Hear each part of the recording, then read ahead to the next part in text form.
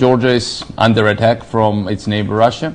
Russia has been, putting us under artillery barrage and just moving its armored vehicles into Georgia. Basically started to move them yesterday. That's why the whole thing in first place erupted. And the whole day today, they've been bombing Georgia from numerous warplanes. And specifically targeting civilian population, and we have scores of wounded and dead among civilian population all around the country. Not so much in the conflict area, but all around the country. I have to stress it, and these are exclusively civilians. Well, certainly the war, this mini war, was started on the night of August 7th, August 8th. When Georgia launched artillery barrages on the capital of South Ossetia, invaded and occupied the capital, and killed a number of people, including Russian peacekeepers, and sent tens of thousands of people streaming toward North Ossetia into Russia. And that was the beginning of the war. And the Russians, within 24 hours, had acted and sent their troops in and drove the Georgians out, and moved into Georgia proper, and moved into Abkhazia as well, and cleansed South Ossetia of Georgian troops. But Georgia started the war. Saakashvili started the war. There's no doubt about that. Recent fighting in Georgia and in its breakaway provinces was started by Georgia. The Georgians broke the truce, not the Russians. And no one out of talk of provocation and all this other stuff can alter that fact. We don't need to be in Georgia protecting a pipeline. We're not there for democracy. We're there to protect an oil pipeline, and that to me is tragic. The Russian action. But one senator did allude to it. Indiana Senator Dick Lugar, 32-year Senate veteran and former chairman of the Senate Foreign Relations Committee. The senator pointed out who attacked first, Russia or Georgia. Lugar says Georgia. The facts are that our State Department advised Mr. Saakashvili not to attack because the Russians were armed, they were ready. But let me ask you a question. Did you take a gamble? Your government launched its own attempt to retake South Ossetia, no. I guess 24 hours ago. We didn't. Was that unwise in retrospect? We didn't. We didn't.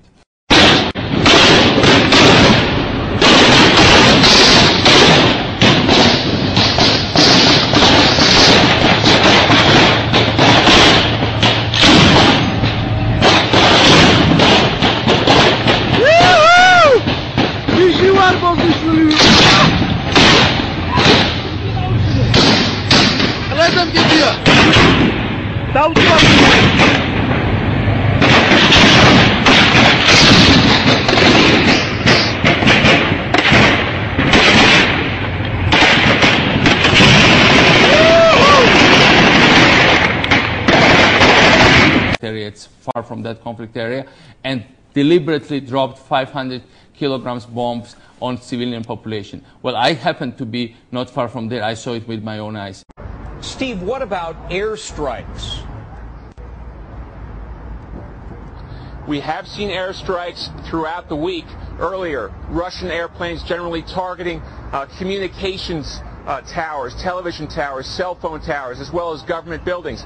At least 5 people were killed in the city of Gori last night from those strikes. And still, the police functioned, the lights were on, doctors were in place, supply lines never stopped, and people never got desperate and never ran away and never succumbed to this pressure.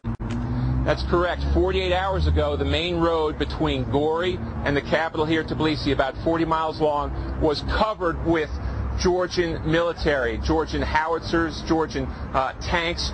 They're all gone now. You can actually sometimes find uniforms by the side of the road. They have taken them off and run, leaving the capital virtually defenseless.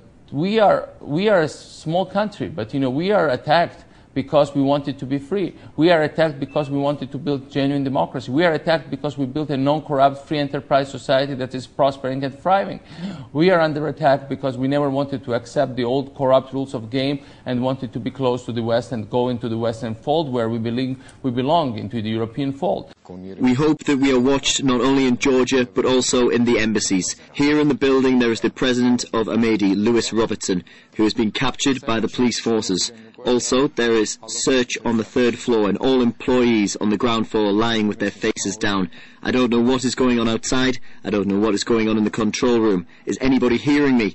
We are in a very difficult situation. We are not warned that police will come into the building. By closing the channel, the government is violating the Constitution. This means that this is a dictatorship regime. I address to all organisations and embassies to protect the citizens.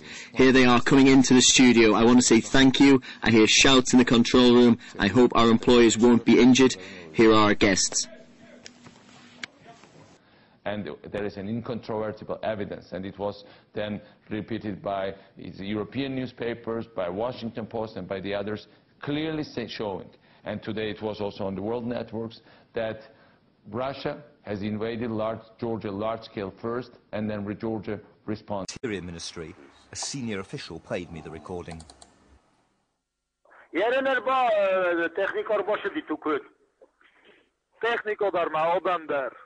Yerel erz bakız üstüne.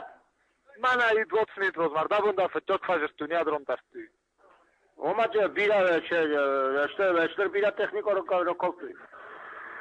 Oy tonko darcı bempeta birden tetta. But despite this apparent evidence, Georgia didn't mention any Russian invasion when it went to war at the end of that day, the 7th. It didn't mention any proof until weeks later, because it says now it mislaid the tape. So even though this tape was so important as evidence of Russia's actions, you actually lost it for a month? Well, we never lost it actually because it was in the files. But we had about 6,000 intercepts of the same kind. But this was crucial. This was crucial. So even one so important to your case, you didn't keep it separately? No, that was a mistake. The top of this Georgian tank was blown off, not by Russians, but by local Ossetian volunteers. The Russians don't seem to have been in the town for most of the time that it was occupied by Georgians. Indeed, according to everyone we've spoken to here, the main body of Russian forces didn't arrive for more than 2 days after the initial Georgian attack. What should the West and the United States do now? Wake up. Wake up. This is what is happening now. It's not about Georgia. It's about the basic values the West has. The basic values the U.S. has always preached us. You know, we are a small country, but you know, we are attacked because we wanted to be free. We are attacked because we wanted to build genuine democracy. We are attacked because we built a non-corrupt, free enterprise society that is prospering and thriving.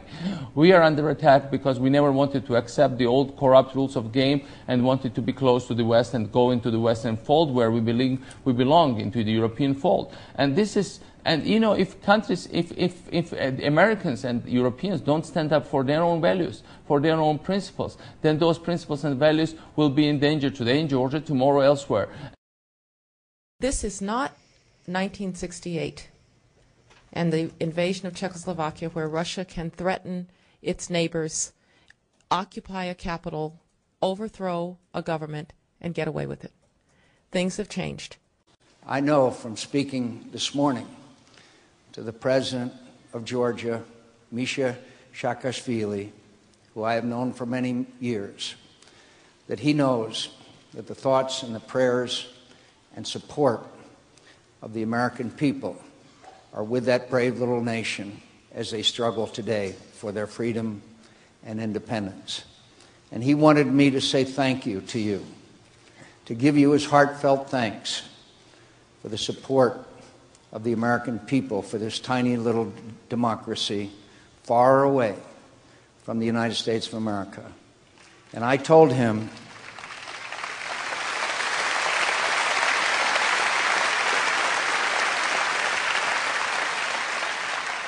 And I told him that I know I speak for every American when I say to him, today we are all Georgians.